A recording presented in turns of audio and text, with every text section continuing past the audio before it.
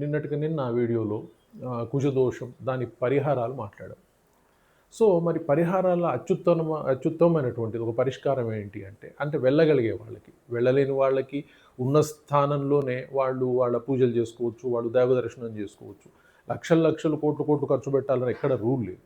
అలాగే దోషాన్ని జ్యోతిష్యం నమ్మేవాళ్ళు, నమ్మని వాళ్ళు 2 రకాలు ఉంటారు. నమ్మే వాళ్ళ కోసమే తప్పితే నమ్మని వాళ్ళ కోసం కాదు. ఎందుకంటే కాంట్రవర్సీ మళ్ళీ విమర్శలు చేస్తూ ఉంటారు. ఈ దోషం ఉంటుంది, ఆ దోషం ఉంటుంది.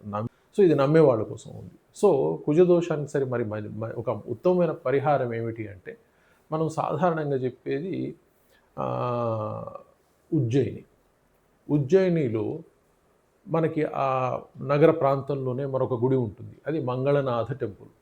ఆయన మంగళనాథ టెంపుల్ ఏంది అంటే కుజుడు పుట్టినటువంటి స్థలం. ఆయన భూమిపుత్రుడు. అక్కడ ఆయన తల్లి దేవాలయం భువనేశ్వరి దేవి, అలాగే ఉజ్జయిని మహాకాలుడితో పాటు అక్కడ అంగారకుడు గుడి ఉంటుంది అక్కడ.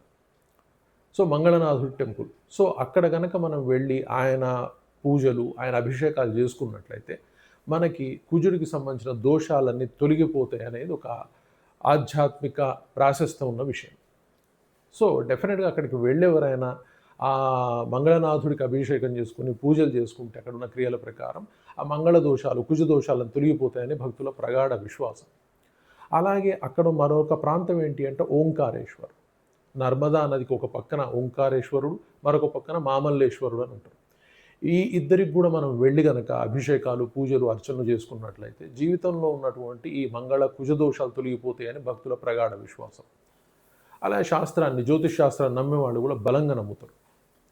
సో కాబట్టి ఒకవేళ ఎవరైనా వెళ్ళగలిగితే మాత్రం డెఫినెట్గా అక్కడ అభిషేకాలు, అర్చనలు చేసుకున్నట్లయితే అక్కడ పండితులు చెప్తారు ఈ కార్యక్రమాలు చేసుకుంటే బాగుంటుందని. అక్కడ ఆ పూజలు జరిపించుకున్నట్లయితే ఆ దోషాలు చాలా వరకు తొలగే అవకాశం ఉంటుంది.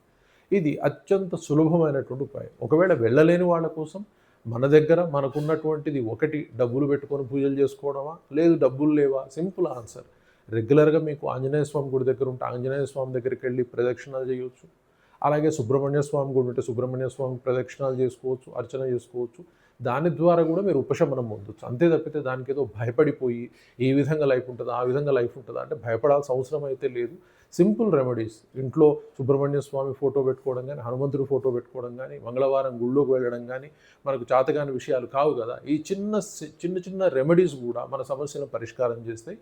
Thank you very much. Follow కాండి, బెనిఫిట్స్ తీసుకోండి. Thank you very much.